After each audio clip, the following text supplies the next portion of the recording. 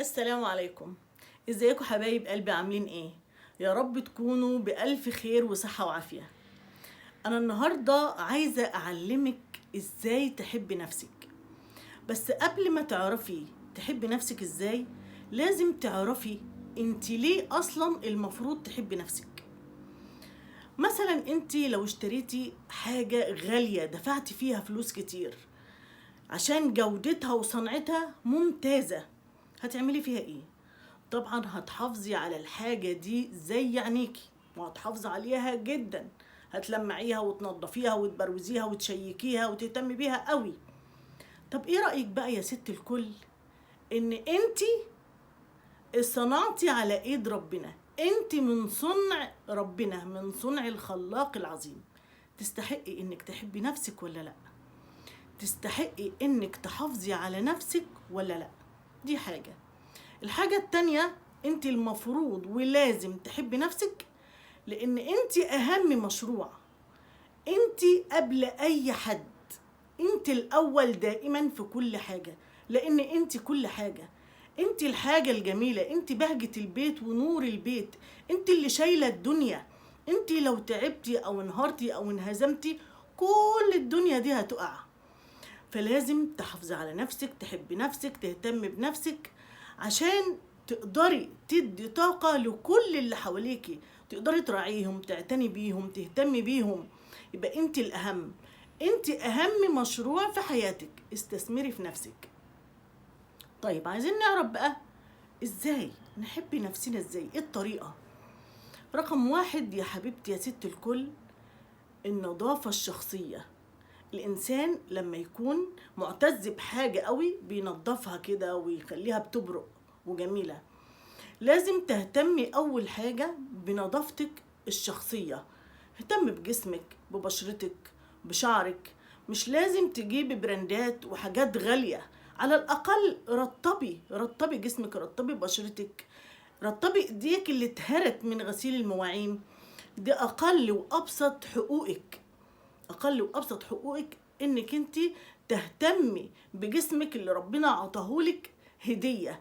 لازم تحافظي عليه، والا الهدية لو ما حافظناش عليها ربنا هياخدها مننا. يبقى رقم واحد نظافتك يا ست الكل الشخصية. نظافتك مهمة جدا. كل ما اهتميتي بنفسك، كل ما اديتي اشارة لعقلك انك بتحبي ذاتك، بتحبي نفسك، لنفسك. نظافتك الشخصية دي لنفسك، انت معتزة بنفسك، بتحبي نفسك، بتحبيها جميلة وبتبرق ونظيفة دايما. ده دليل على اعتزازك وحبك لنفسك. ورقم اتنين، اتعودي وتعلمي. انا عارفة انك يعني الموضوع ده هيبقى صعب، لانك انت ممكن تكوني من النوع الخجول اللي ما بيقدرش يقول لا. لا، اتعلمي بقى تقولي لا. اتعلمي تقولي لا لأي حد بيستغل صحتك، فلوسك، مشاعرك. الناس اللي بتستفيد منك، الناس اللي عايزة تعرفك عشان مصلحة، غير كده مش هتعرفك. الناس اللي عايزة تعرفك عشان هي بتستفيد من وجودك في التجمعات. لا استنوا فلانة ما تعملوش حاجة، هي هتيجي تروق وتنظف وتقوم بكل حاجة، وتفضلي تهري في نفسك وتهلكي في صحتك، وفي الآخر تشتكي من وجع ظهرك ورجليكي والأمراض، لأنك انت يعني فرطتي في الامانه، فرطتي في صحتك. كل ده عشان ايه؟ عشان ترضي اللي حواليك على حساب نفسك؟ لا. اوعي تقولي ايوه على اي حاجه انت رافضاها من جواكي. ما تعمليش حاجه انت مش راضيه عنها، ما تعمليش حاجه انت مش عايزاها. لا، انت كده هتنامي بقهرتك. انا ليه ما قلتش لا؟ انا ليه عملت في نفسي كده؟ وتفضلي تعاتبي وتلومي في نفسك. لا، اتعودي وتعلمي تقولي لا. انا مثلا ممكن اتعاون بس في حدود المعقول، اتعاون في حدود امكانياتي المتاحه اللي ما هقدرش فيها وصحتي ولا فلوسي ولا مشاعري. لا استنوها هتيجي، ده هي ما شاء الله عليها كريمه، هتحاسب على كل حاجه. نستغل طيبتها. لا، ده بيبقى اسمه ممكن يقولوا عليكي عبيطة، معلش في اللفظ، لكن هما ممكن يقولوا عليكي كده. ما تبقيش طيبة لدرجة السذاجة، لدرجة ان في ناس تستغل طيبتك وفي النهاية يتنمروا عليكي، وتنامي انت بقهرتك وحسرتك من كلامهم وتنمرهم عليكي وكلامهم من ورا ظهرك. اتعلمي تقولي لا لأي حد بيستغلك. تصدقيني لو اتعلمتي واتدربتي على انك تقولي لا على اي حاجة انت مش عايزاها. لأبسط حاجة، لو حد مثلا عايزك في خروجه، ما تتكسفيش، ما تتحرجيش، قولي الوقت مثلا مش مناسب ليا، انا مش مستعده، انا مش مهيئه نفسيا للخروجه دي. قولي لا. تعلمي تقولي لا. رقم 3، اعملي تحدي مع نفسك. اتحدي نفسك. انا اقدر اعمل، انا اقدر انجز، انا اقدر انجح. حطي هدف قدامك لازم توصلي له. انا مثلا كأم لازم انجح مع اولادي، لازم اتعلم الاساليب التربويه عشان اطلع جيل ناجح للمجتمع، نافع للمجتمع. لو نجحتي في تربيه اولادك فانت انجزتي، استثمرتي فيهم. لو انت عايزه تعملي كارير، مشروع، خدي بكل اسباب النجاح وتوكلي على الله، ما تتردديش. ما تقوليش انا ضعيفه، ما تقوليش انا ضعيفه. اوعي تقولي لنفسك كلام سلبي. اوعي تقولي ان انا ضعيفه. ربنا ما خلقش انسان ضعيف، الانسان قوي جدا. ربنا خلق الانسان وكرمه عن كل مخلوقات الدنيا والعالم والكون كله. اجمل مخلوق واحسن مخلوق وافضل مخلوق ربنا كرمه في الكون كله هو الانسان. فانت عزيزه وكريمه عند ربنا، انت مكرمه عند ربنا، منزلتك عاليه وكبيره. اعتز بنفسك. ربنا خلق الكون ده كله في خدمتك، مسخر ليكي. انت قويه، انت تقدري. اوعي الخوف يهزمك. اهزمي انت الخوف. الخوف ده مجرد فكره، مجرد فكره. اهزمي الخوف جواكي. اهزمي الشعور اللي بيقولك انت ضعيفه، انت مش هتنجحي، انت مش هتوصلي، انت فاشله. لا لا لا لا لا لا.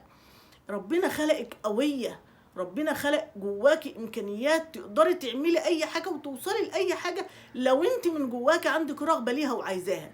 جواكي قوه خارقه، قوه خارقه. بس انت لازم تؤمني بده، لازم تدي اشاره لعقلك بانك تقدري تنجحي، تقدري تعملي انجازات، تقدري توصلي لهدفك اللي انت عايزه توصلي له. هتوصلي له. وخلي عندك ثقه في نفسك. اوعي اي حد يهز ثقتك في نفسك. لو قلت لنفسك كلمه انا هعمل كذا يبقى لازم تعملي كذا. اتعاملي مع نفسك زي انسان معزز ومقرب وبتحبيه قوي قوي قوي، صديق غالي قوي على نفسك. انت مثلا لو بتحبي حد وبتقدريه، هتقدري تديله وعود ورا وعود وتخلفي الوعود دي كلها وتطلعي في النهايه بتكذبي عليه وبتخدعيه؟ لا طبعا، مش هتعملي كده مع الانسان اللي بتحبيه. اتعاملي مع نفسك كده. خليكي صادقه في الكلمه اللي تقوليها لنفسك. احترمي نفسك، احترمي ذاتك، قدريها. لازم توفي بالوعد اللي انت وعدتيه بينك وبين نفسك، حتى لو محدش شافك، حتى لو محدش سمعك. ده بيدي اشاره لعقلك انك انت بتعززي نفسك وبتقدريها. كل ما تحديتي الخوف اللي جواكي وهزمتيه وانتصرت عليه ووصلتي لهدفك ونجحتي، فانت كده بتحترمي نفسك وبتقدريها. كل ما ثقتك في نفسك زادت وما تهزتش، كل ما انت بتحبي نفسك وبتقدريها، كل ما كنت صادقه مع نفسك في الكلمه انا هعمل كذا، خلاص يبقى هعمل كذا. اكون صادقه مع نفسي، ما اديش وعود وما اعملش اي حاجه، وعود كلها كدابه. يبقى انا كده بستخف بنفسي، بستخف بعقلي. لا، لازم اكون عندي كلمتي مع نفسي عقد وميثاق. لازم انفذ، لازم احترم كلمتي اللي اديتها لنفسي. هعمل يعني هعمل. اكون انسانه شخصيه قويه ثابته، بحترم نفسي، بقدر ذاتي، واثقه في كل مجهوداتي ان هنجح وهوصل. محدش ابدا يهز ثقتي في نفسي، ابدا ابدا، مهما قالوا كلام سلبي. خلي عندك ثقه في نفسك ان اللي انت عايزه توصلي له هتوصلي له. طيب، رقم 4، خليكي حنينة مع نفسك. خليكي حنينة مع نفسك. لو جت واحدة صاحبتك غالية وعزيزة عليك قوي بتشتكي لك انها غلطت غلطة، مش مسامحة نفسها، بتأنب نفسها، زعلانة وبتبكي، هتعملي ايه؟ هتاخدها في حضنك، هتطبطبي عليها، هتواسيها، هتقولي لها كلام يدعمها، كلام يريحها. طب معلش الغلط ممكن يتصلح عادي، سامحي نفسك، ده ربنا بيسامح. تعاملي مع نفسك كده، اتعاملي مع نفسك كده. كلنا بنغلط، كلنا بشر. انت لو غلطتي سامحي نفسك، ما تفضليش تجلدي في نفسك وتأنبي نفسك، لا انا عملت كده ازاي، انا عملت كده ليه، ده انا غبية، ده انا يعني لا لا لا لا. ما تقوليش لنفسك اي كلمة سلبية، ادعمي نفسك، انت الداعم الاول لنفسك، انت الداعم الاول لنفسك. ادعمي نفسك، قولي لنفسك كلام ايجابي، لان انت لو قلت لنفسك كلمه سلبيه عقلك بيصدق وبيتصرف على الاساس ده، بيحسسك بالضعف على طول. عقلنا ده، العقل البشري ده خطير، خطير، رهيب رهيب. بيصدق اللي انت بتقوليه على نفسك، هو بيصدقه. قلت لنفسك كلام سلبي هيديك انطباع بكده، وهيخليكي فعلا تيأسي وتهبطي وتتكاسلي وتتخاذلي. اوعي تخذلي نفسك، اوعي تخذلي نفسك. طبطبي على نفسك. ان ما طبطبتيش على نفسك وبقيتي حنينه عليها، مين هيطبطب عليكي؟ لازم تكوني رحيمه بنفسك. نفسك دي محتاجه شويه حب، محتاجه شويه حنان. ما تستنيش من الغريب الاول، ما تستنيش من حد مهما كان قريب ليكي. انت اولى بنفسك، انت اولى تكوني حنينه بنفسك وحنينه على نفسك. ما تستنيش ده من حد. ابدأي انت مع نفسك. لو حبيتي نفسك والله الناس كلها هتحبك. انت جميله، انت ربنا خلقك مخلوق، اروع مخلوق في الكون، عندك امكانيات جباره. عقلك البشري ده خطير، صنع رباني، حاجه ربانيه. حافظي، قدري نفسك، احمي نفسك، استثمري في نفسك. رقم 5، جسمك امانه، هديه.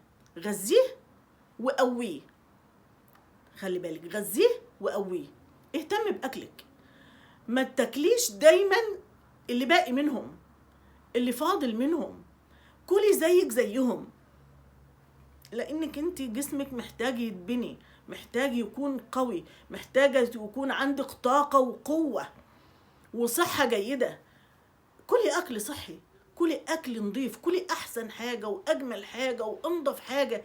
ابني جسمك صح عشان يبقى عندك قوه وطاقه. لو انت ما اتغذيتيش صح، كل الكلام اللي انا قلته من اول الفيديو ملوش اي لازمه، مش هتعرفي تعملي اي حاجه، مش هيبقى عندك طاقه لحاجه.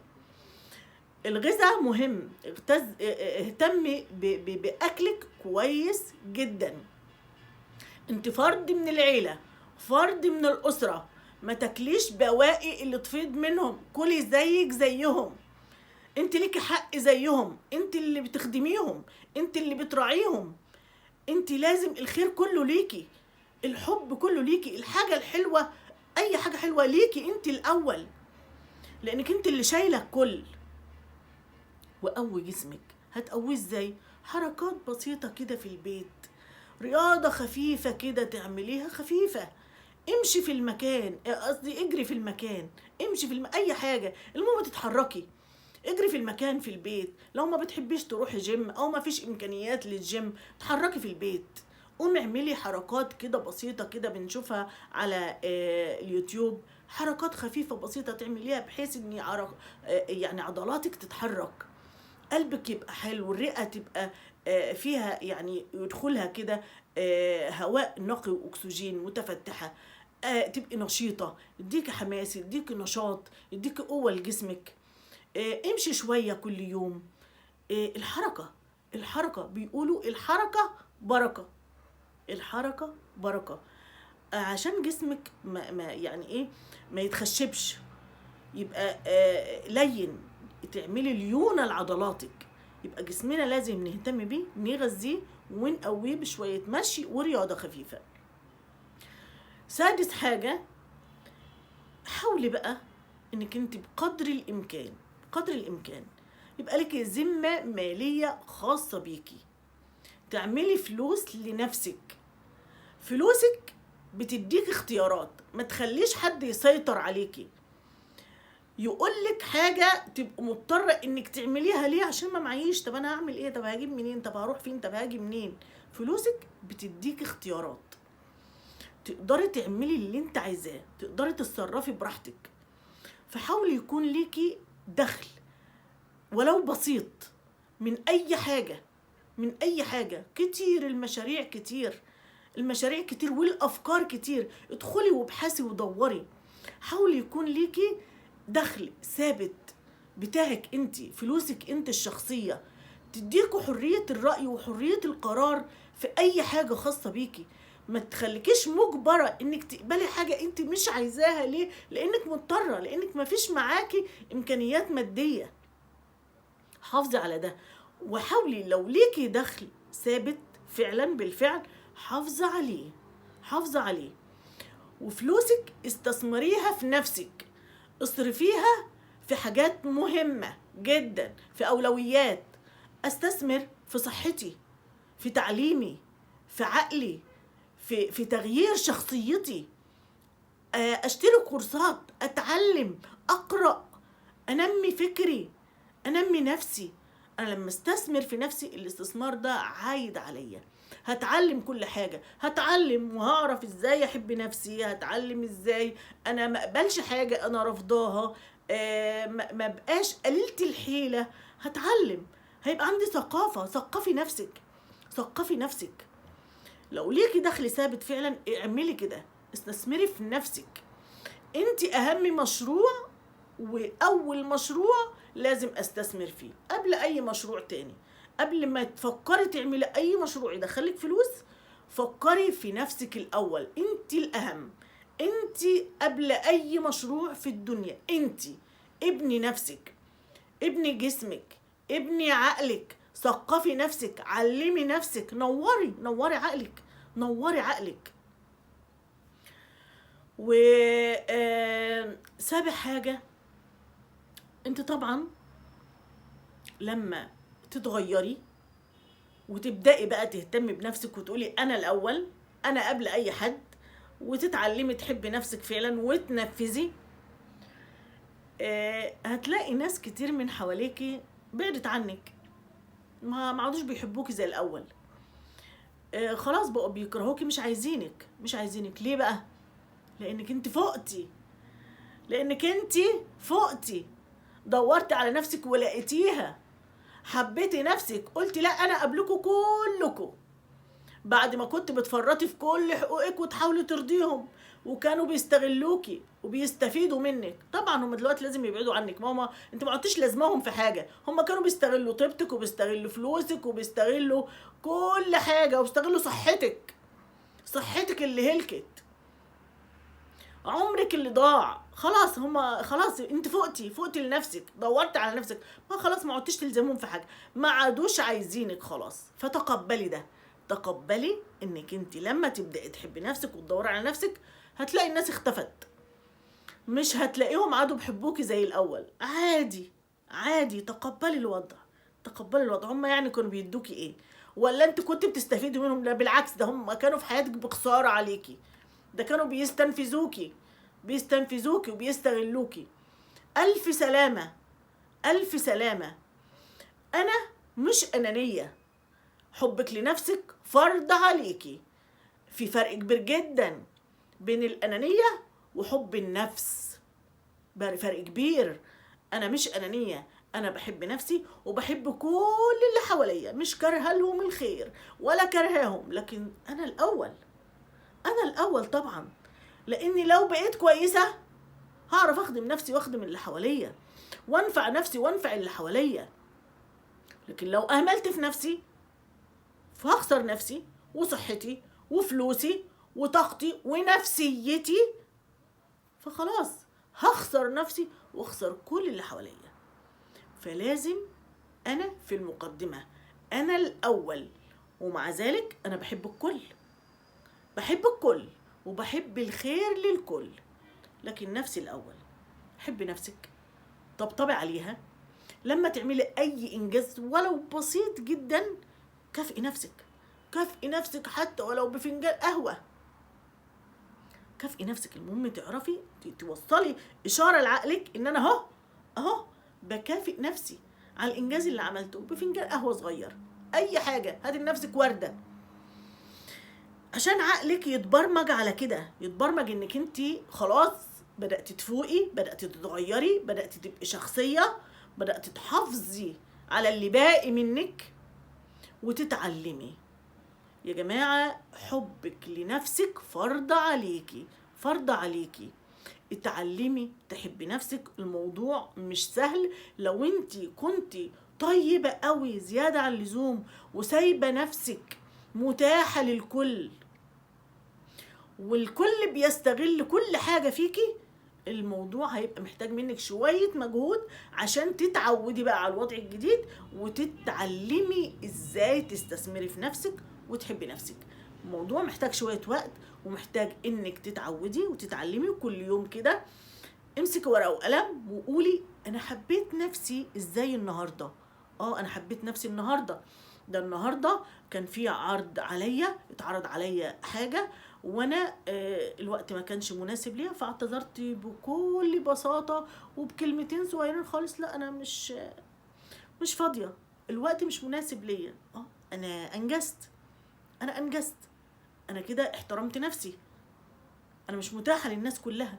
كل يوم اقعدي مع نفسك وقولي انا النهاردة طبقتي ايه النهاردة في حبي لنفسي، عملت ايه النهارده يخليني انسانه بحب نفسي. اتدربي وتعلمي وتعودي، واحده في واحده شخصيتك هتتغير، حياتك كلها هتتغير. صدقيني هتبقى عايشه مرتاحه وسعيده ومبسوطه ومحدش هيستغلك من تاني. انا طولت عليكم عشان الموضوع كان محتاج شويه كلام كتير عشان نفهم ونستوعب ونتعلم ونعرف احنا ازاي نحب نفسنا وليه اصلا احنا المفروض نحب نفسنا. السلام عليكم ورحمة الله وبركاته، واشوفكم في فيديو جديد ان شاء الله.